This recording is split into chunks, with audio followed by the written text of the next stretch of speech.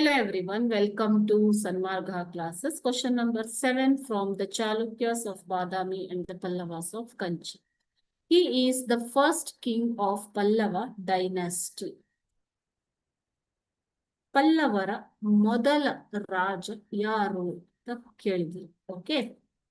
Pallavas ruled from 4th century to the 9th centuries.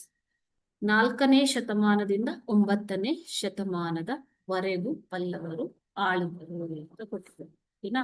So who was the first king? Option A Mahendra Varma, option B Shivaskanda Varma, option C Mayura Varma and option D Narasimha Varma.